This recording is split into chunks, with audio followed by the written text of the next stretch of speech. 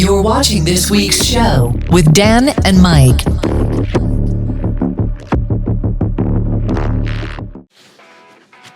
This week's show podcast. Word up. And this one's an exciting one. It's a different one, that's for sure.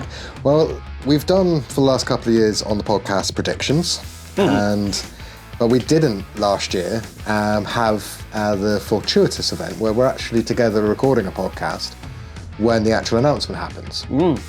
So we thought, we're here, we're ready to go. We're going to record a little bit of an intro first, then there'll probably be some behind the scenes editing, and then you'll see our live reactions, and when Download drops it, we're just going to film ourselves and see what we think.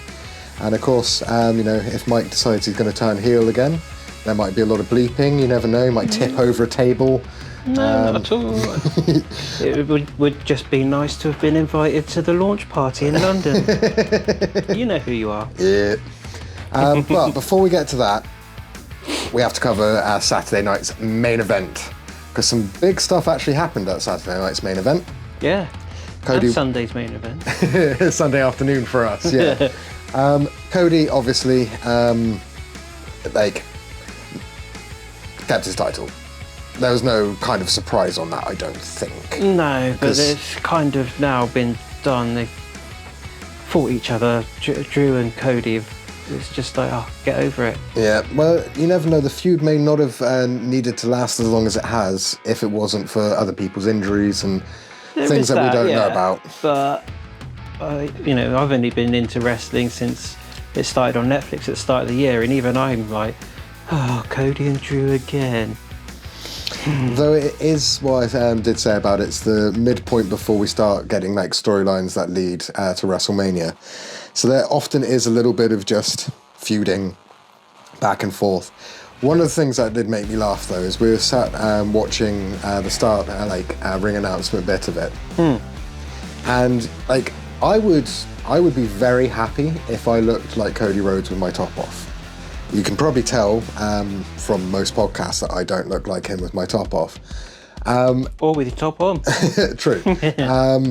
But dear Lord, he looks like he barely works out when he stood next to the man mountain that is Drew McIntyre.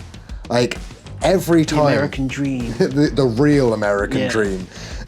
I did love the little promos, the American dream versus the American nightmare. I did think that was very classy. Cody's dad used to call himself the American dream. Yes. That's why I think that's why he did it. Oh, that too. Little dick. Massive dick, I believe. But the thing is knowing what we know now due to Unreal and stuff like that, it was more than likely suggested by Cody. Yeah. But it was still a fun match to watch. There was some fun bits. I love watching a guy the size of Drew McIntyre act as camply as he does, and as dramatically, because it's just so funny watching this dude that is, I would still be looking up at, just run round, just being so over the top and dramatic. I got time for it. Cool. So, and to be fair, as soon as it was first match, I was like, yeah, Cody's winning.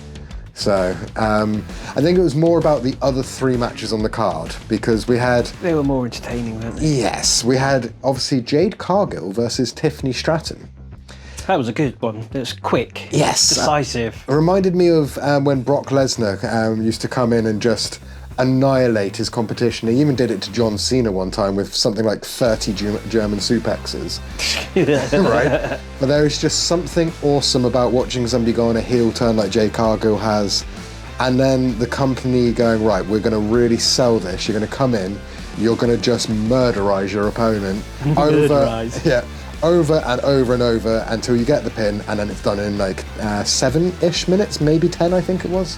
It's a very short match. Well, Tiffany's been injured for a while though, hasn't she? So it's kind of... Nothing's confirmed. I did do a little bit of research, but I think you're right. But there's nothing confirmed about it, but that's more than likely just to protect her privacy. The internet speculates enough about people's health and whether they're coming back and when they're coming back. And the WWE is getting very, very good at incorporating that into kayfabe. So sometimes they say nothing. Sometimes it's like with Kevin Owens where you know exactly what surgery he's having, and the type of surgery that Kevin Owens had was very much you may not wrestle again. You have to see what happens. Same as what's her name from the Ministry of... Piper Niven. That's her name, Yes. She's done the same thing, could be career-ending. Which is a shame, because Piper's from the UK, which was always lovely to see on American TV. And just also, she was funny, man. Like, the three of those in her Secret Service. That's it, Secret Service. With Chelsea Green at the top of the three. I always just thought they were, like, such good value on TV. Like, the being over-the-top bouncers. And just, it worked so well. Well, Chelsea's just re-signed as well.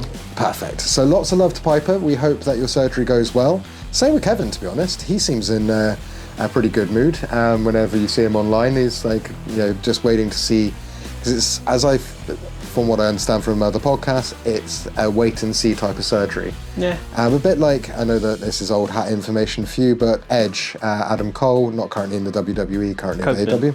Copeman, yes, sorry, not Cole. I'm terrible with similar sounding things. He only knew that he could wrestle again when he was out cycling on like a dirt trail, fell off his bike, tumbled. Obviously, as a wrestler, he knows how to fall. Yeah. Bounced back up, and he's like, I'm okay. So lots of love to both Piper and Kevin, because we love you guys on TV and we want to see you come back. But same if Tiffany, you're off for the same reason. Hope everything goes well. Or she could just be done with being a champion for a bit, because it is a lot more work, a lot more hours. Yeah, I can imagine. And she's still so early in her career that she can take 6 months off, make sure that she gets rid of any of those kinks and like injuries that don't require anything apart from not being on an active roster. But I just thought that Jade Cargill looked the part, acted the part, and I was very pleased to see gold on Jade as well. I think she was a little bit awkward and clunky when she first got to the WWE. Okay. But she's worked so hard on getting that sort of comfortable nature in the ring. Her promos now are brilliant. And as far as I understand it from other wrestling fans and podcasts, is once she had the massive gash through the eyebrow that she got as well, then like that's kind of, just another paying of your dues as a wrestler is... if you get a nice face scar, then you kind of made it, you know? You got to have your war rings, haven't you? Exactly. So well done to Jade, because that was awesome. You see Drew McIntyre's back with like whelps and lacerations. Yeah, well, and it looked like he'd been whipped. I mean, to be honest, often the injuries that wrestlers pick up remind me of the prank channels I watch where they whip each other with branches. Yeah. Because it's a similar type of surface level owie that does bloody hurt, but it's not going to do you necessarily anything permanent, unless you're Michael of Marty and Michael, where it made international news that he did a stunt at the Nitro Circus, I think it was. Okay. Got whipped with a fire whip, but it missed his torso, wrapped around his neck and got trapped. So he just had a flaming rope around his neck. But fortunately, the Nitro Circus are so safe that a couple of small burns on his neck, a little bit of a shake-up, he's actually completely okay. But much love to Nitro Circus for making sure that they sorted that situation out so quickly. And they did it as like a fake streaker and then punished the streaker. So, but they do that at Rammstein. Yeah, set the streaker on fire at Rammstein. They so do. The only English he says in the first half hour is "fuck off." And then there's some type of penis foam cannon at some point after that. I'm still a bit scarred from the last time I watched Rammstein, because I got covered in that foam cannon. Good for you. Very salty. Anyway, I genuinely thought that this was going to be such a fun one, the next match, because any time that Dom Mysterio, Dirty Dom, is on screen, he just knows the character he's playing. He's good, isn't he? It's so funny. Especially with it. against, he's tiny compared to Penta and Rusev. 100%. But he was also doing a very smart thing, because he's such a young guy still, is because he wears like coverage from like shoulder to there, he doesn't have to do the, stock yourself big. He probably, excuse me, a little bit, he probably will later in his career, like a lot of them do, where, the youth goes and you want to pack on some muscle a bit, like, welcome back Tama Tonga and Ilya Dragunov. And both of them, oh my God, have henched out like a... Dragunov's cool, but I'd never heard of him until like 2 weeks ago when he took the title. When this finishes, I'm going to send you his workout program, because you will sit there and go, is this AI? Because he is a nutcase with his workouts. But that's why he can do the incredible stuff, because he I think he did where, clean and press where it goes over the head, but then he falls over backwards with something and then he whips it back. He's a nutcase. But he did have a very, very dark time after that injury, because he was on his first WWE push just before Netflix. And we loved him. Like, me and the manager watching him thought his demeanour was great in-ring style. Shout out to Ollie for letting us know that when he did face Gunther in NXT, it was one of the only matches that ever made Ollie uncomfortable. Because they slapped the living shit out of each other so hard that it was worse than the one which you know about from when I moved house. I showed you the pictures. And I could hear that the other side of the stadium, and Ollie says that the NXT one between Gunther and Ilya was worse. And Tama, welcome back as well, dude. I think, again, after the injuries that they've picked up, packing on a few pounds to protect your joints, your tendons, everything like that. And we're not here to go with any of the comments I've seen online where they're saying that they've let themselves go. No, if you pack on that much muscle, you are not letting yourself go. You're working harder than you did before. Plus, MFTs in face makeup. It works. JC Mateo has gone from being underconfident to suddenly like this confident little mover and shaker. You hide behind your mask. Exactly, love it. Really, really good move for those guys. So that was sort of my thinking with Dom, is at some point in his career, being a skinny guy, doing a lot of flippy stuff and all that, he's probably going to find that ends and then he bulks out a little bit. Bit like the guy that he's often compared to, Eddie Guerrero. He was quite a skinny wrestler at the start of his career. Oh, right. And then after the flame out rehab, stuff like that, he came back and like, oh, my goodness, he makes sort of Marvel superhero characters, when you look back at the footage before he passed away, he makes them look like they haven't worked out, because he was such a, like, I remember, because I didn't watch it every week at that point, I took like a couple of years off, came back, looked at Eddie Guerrero, 2.0, and he was insanely ripped. But going back to the match, Rusev, Penta and Dom, what a hilarious combination of three. Because you got, it was lopsided, wasn't it? I mean, size ratio. But that they then worked with it well, where it was generally Rusev facing either Penta or Dom, whilst one of them took a break. Yeah. And I love the lie, cheat, steal thing that they're doing with Dom at the moment, because, and I'm just going to tell this as it was. We were sat there, me, the manager, and my friend Ollie, and then the bell rang. And Ollie went, wait, it's a triple threat. He's like, Dom's ringing the bell. Dom's ringing the bell. Like a good 10, 20 seconds before they cut to Dom doing it. And it was just, that's so good, because it's so simple. It's nothing more than just a little bell tap. Yeah. Ding, ding, ding. Yeah, but the way that Rusev sold it as well, it's perfect. And I love the way that they're digging down and finding these little funny ways to make things more entertaining, without having to add in like something new or a new gimmick. It's just doubling down and finding something stupid to do. 100%. Even if it's just, Dom, we like the fact that you use that, even if it is down the mustache, but you still put the horns up, we love it. But I am starting to think, if we see Dom in the 16-man tournament for John Cena's last match, then it might be a case of John gets the IC title. But that tournament also made me unsure whether or not it would be Dom, because surely you would just have a title match and build to that instead. Well, they've only announced 8 of the 16 names, and Cena said that it's going to be people from outside of WWE. Well, Raw, SmackDown, NXT, and maybe a couple. Joe Hendry. I think it would be. I think it's going to be Joe Hendry. Perfect way to introduce him into 100%.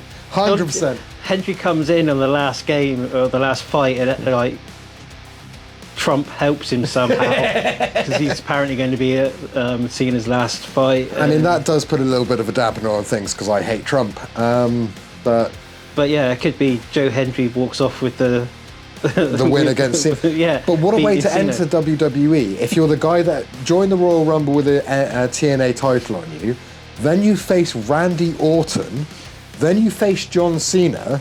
I mean, that is everything a TNA guy could ever hope for. Be interesting. But it's because a lot of people don't realise that Joe Hendry is the one that made himself popular. all of those songs, all of the bits, everything, it's all written by him. It's not just fed to him by the company. For a while, a lot of people thought it was Lewis Capaldi that wrote the song. And Lewis, that would be amazing. Lewis was interviewed on a radio show recently, and they asked him about it, and he goes, "Oh, I wish I had written that. It made me a mint." Amazing. Same with like the thing that it reminds me of is very similar to what they did with Jelly Roll, where we had Jelly Roll 1 year before the big moment. We've had Joe Hendry, but like 6 months, 9 months before the big moment. But also, I just got to shout out because I was watching him on another podcast, and I didn't realise that what he considers, this is Jelly Roll, one of his biggest motivations for what he did across that year is that he couldn't get up in the ring. And it was the point there where he said that only Jelly Roll can do it in the way that he can with that beautiful accent. But he was like, it took 2 wrestlers and a steel rope to get me back up. And he's like, that's when you know you need a change. Jelly Roll, I fucking love you for doing that. Like, you're setting an example for so many people that are that big, not realising, because he did say he didn't realise kind of how big he had got because slow progression up there. But also the fact that he's done it healthily. It's not, he doesn't look like he's got a Zempic face and stuff like that. Like, genuinely, that man has gone from being just somebody I knew about, probably due to all my life with Falling in Reverse, to somebody I have so much love and respect for. We played him on the radio show a couple of times. I mean, I kind of knew him off of that, but, we don't remember every single band that we play. But no, I absolutely, genuinely, that, and same with Joe Hendry, is that as a podcast presenter, and we do a lot of this show DIY, is watching somebody create that type of buzz and fame for themselves where they get what they want. That's really fun to watch, really inspirational. So don't forget, subscribe, hit the notification bell, because we want what we want. Yeah. Obviously, Dom is still a Grand Slam champion off of the back of that match. Yeah. But I thought it was a great finish. It was as believable as a match against Rusev with Dom in it could be. So, fantastic. And then, surprising no one, because after Seth got injured, they had to truncate that storyline with Punk and put the title on Punk. They had to, really. That and the fact that the internet has now turned on Jey Uso. The thing is that was always going to happen, according to the friends that watch it for years longer than I have, is that the reason that they pulled the trigger, and that was the Unreal conversation that happened in the writing room, is they were never going to get another chance of Jay's popularity being where it was to put the world title on him. Because if they waited 6 months, this happens. But what I love is that Jay is still, for me, he's still pushing hard as a singles person. The fact that he's learning for these matches other people's moves, it's never something he did as a tag team or anything like that. His promos are still a lot better than they were when he first started going solo. I would still quite happily watch him most weeks. Even if the internet doesn't like him as much, even if he goes heel, I think that he's now definitely Jey Uso, not one half of the Usos as a tag team. And to be honest, we don't know how he feels about world titleship. He may not actually want to have it for a long run because it's a lot of pressure, and he's a dad. He's a very active dad as well and spends a lot of time with his kids. He could just be happy to be the guy that loses a main event for a title match to somebody like CMpunk, because in sort of wrestlers' terms of success, you're still in the main event. Oh, yeah. It doesn't matter whether you win or lose sometimes. If you're still somebody that can put Punk over, and he did, it looked great. Punk came off looking very strong. Jay didn't look particularly weak. But yeah, nobody was surprised by it. No, not at all. And what I love is it's raising the profile of their most recent, apart from WrestlePalooza, their most recent sort of special event, not quite PLE, by having 2 title changes of world titles, and one of which being the world heavyweight title into somebody like CM Punk. Well, they did it in NXT as well. They changed all the titles pretty much. So, well, it does mean that I think that we could potentially see a title change on the Undisputed, but we could also see 2 faces going into WrestleMania, because obviously Punk's a face as well, and they could have some interesting plans for that as well. Seth could get well in time to be able to come back and take it off of Punk, and that then furthers that feud. I don't know what Cody's next proper feud's going to be, because obviously Drew McIntyre's a time filler, but there's got to be another like Road to WrestleMania feud for Cody coming up, because that's what they do. So I'm quite excited to see what happens after this point. It would be nice if Punk kept it for I think he will. a little while. Well, he's already had it longer than he did before earlier in the year. That's why I think they're going to keep it on him for a while, because it devalues the title and it devalues Punk to take it off him too quickly. And given that, did you catch the Vegas promo as well? Because for somebody that listened to Punk complain, and rightfully so, about the way the company was when he left it 10 years before he came back, to see the 4 people included in a WrestleMania promo being Cody, obviously, Roman, obviously, but Punk and Brock Lesnar being the only 4 wrestlers sat at that table. Punk, your company face, man. Like, all things are getting ticked off on your list now. Paul Heyman was in it as well, though. So is Triple H. Yeah, but he's the boss, whereas Paul Heyman, it's like, well, if he's there in the promo, something... I mean, you got to remember as well, like, Triple H may be the boss, but there's every chance that Paul Heyman is still like puppet master behind the scenes. Triple H spends most of his time in the White House now, doesn't he? Or what's left of the White House. We won't go down that line. But yeah, I thought it was such a great promo, just because it warmed my heart that hard work of Punk's being rewarded, and the thing that he never got in his previous run that made him really bitter, he was never the face of the company. And he was one of 4 faces that included Cody Rhodes, Roman Reigns, and Brock Lesnar. Like, that's such a good way to show how he's regarded by the company now. And now he's champion. Perhaps his missus might come back and fight some more than just the one fight. Maybe. But it depends how much she actually enjoyed being back. You never know. It could have been one of those tick the box of having a match, but then going, well, 10 years have passed, I'm not sure I'm actually wanting to do this. She has signed on, but she had other commitments first that has to get out of the way. I mean, it's a bit like why we see Becky Lynch there some of the time, and then not other points, like takes a week or 2 off because she's got to go do a book tour, Yeah. And it's probably because she is, the greatest female wrestler of all time, and it's not just me saying it. No. Sports Illustrated said it as well. That's true. Yeah. Anyway, we are going to cut now. We've got only a few minutes before the actual live announcement, and we're making this as live can be. So we have our thoughts. We did an entire podcast on our thoughts.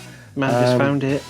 I do believe we said Ghost Parkway Drive and Lincoln Park as headliners. And if you said that in a different order, it would be Ghost, Lincoln Parkway Drive. Ah, okay. Yeah. No, that's a terrible dad joke.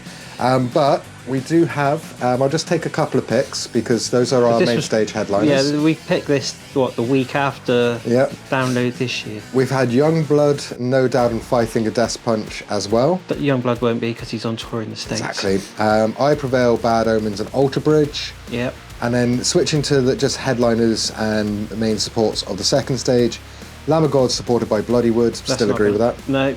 No, because obviously they're headlining... Lamb of God headlining Bloodstock, which has sold out the extra tickets it had on sale as well. And you're welcome, because we got 1 million views on the announcement and nobody else did. So you're welcome, Bloodstock. We sold you out. We did. Nobody else. So Dan says. We got Prodigy and Killswitch Engage. Prodigy have literally today just announced 4 massive outdoor events in the summer in August next year. Don't forget our first one together. They were headlining the main stage. They were. And then we got Knocked Loose supported by Beartooth as the last one, and special mentions being In This Moment, Kneecap and Black Veil Brides. Oh, Marilyn Manson, Megadeth and Rob Zombie as well.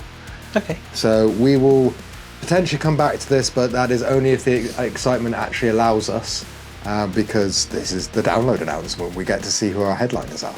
So we're going to cut to that now.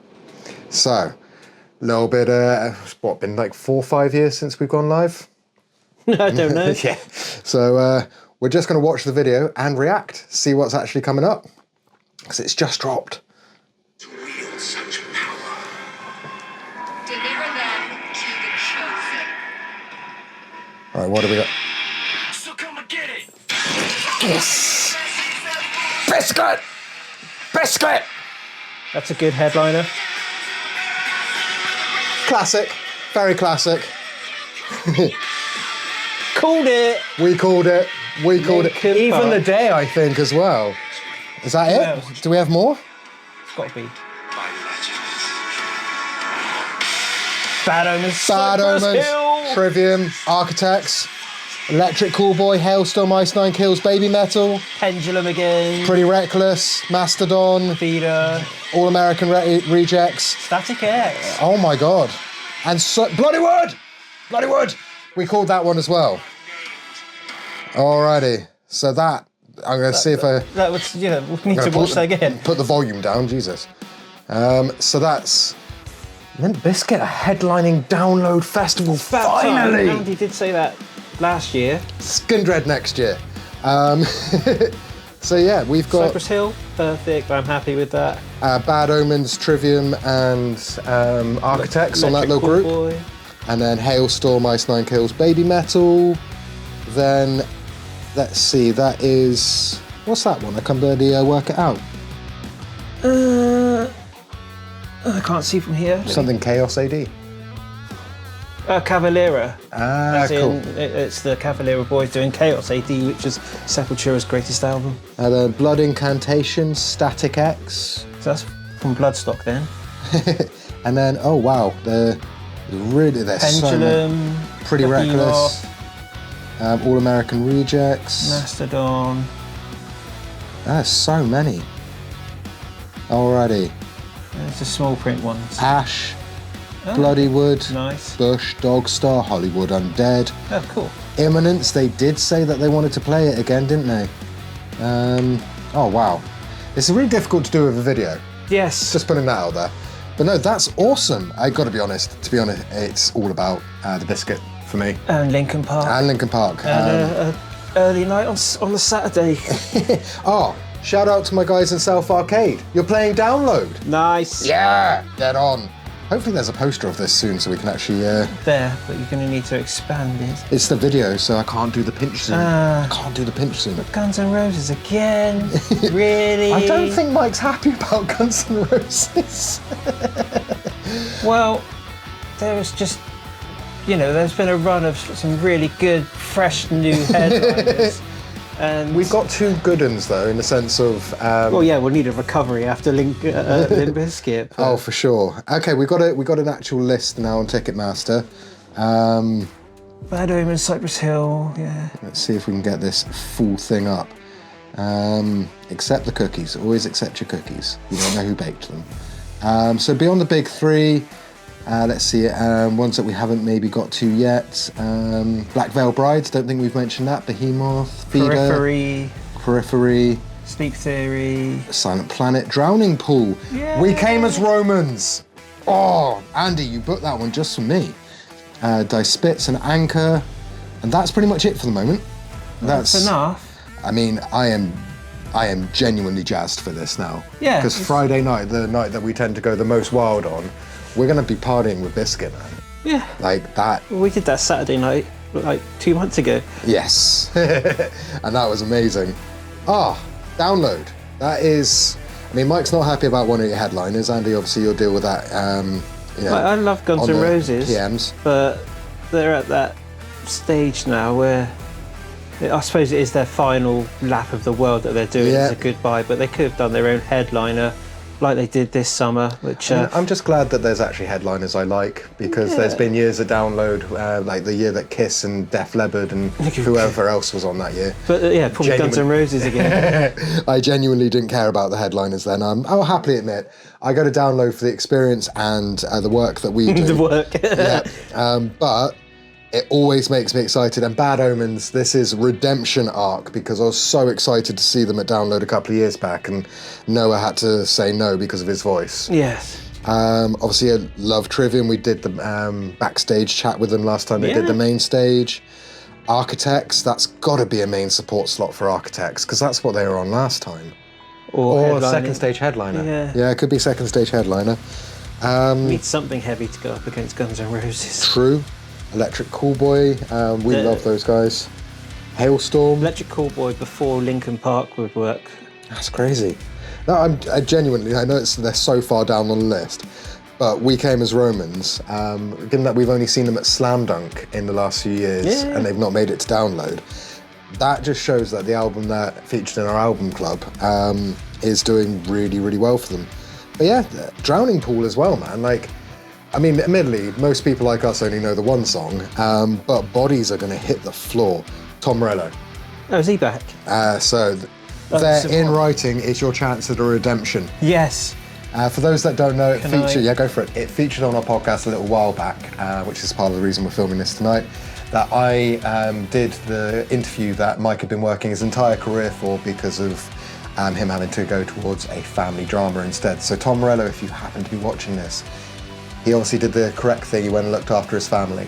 But we need that interview between you and Mike because you missed out on the better interview out of the two of us. I didn't do badly, but that was, yeah. Okay, so that is the poster, and there's lots. They've announced like 90 bands. Yeah, so including Landmarks, Snot, Live, Pretty Wild, Silent Planet, Mouth Culture, Story of the Year, POD, like I say, South Arcade. Love it. Set It Off is at download, yes. Rain City Drive, you like them? Yep, The Plot in You as well. Hellface Swiss, we had a great chat with those guys at Corrosions of Conformity. Catch Your Breath. So happy about that. This, Andy, have you been pillaging my Jams 2025 list on Spotify to work out who to book? Our friends in Mouth Culture are coming to download as well. Dinosaur too Pilot. excited. As It Is, Everything Unfolds, Lake Malice. TX2. TX2. Unpeople, love those guys. Great interviews with them every time we speak to them. Magnolia Park. Pussy Liquor, as in the alcohol. Never Tell. Andy, have you been booking this based on what I listen to? Because genuinely, every band that's on like my Jams 2025 list is on this at the moment. Never Tell's album is so good. Catch Your Breath, I can't believe that they're at download as well. I thought that I wasn't going to see them at a festival for a couple of years because they've never really done UK festivals. Yeah. And Bloodywood, they've earned everything coming their way. They're some of the hardest working guys in the industry. Bad Omens, that'd be good. And Bad Omens on what it looks to be either a headline slot or a main support slot. Because it's not done it in different, but Biscuit, especially after the devastating news. About Sam Rivers. Him. Obviously, they're probably having a bit of a interesting time at the moment. So this is a great way to show Limp Bizkit love after the devastating news that we had about Sam Rivers.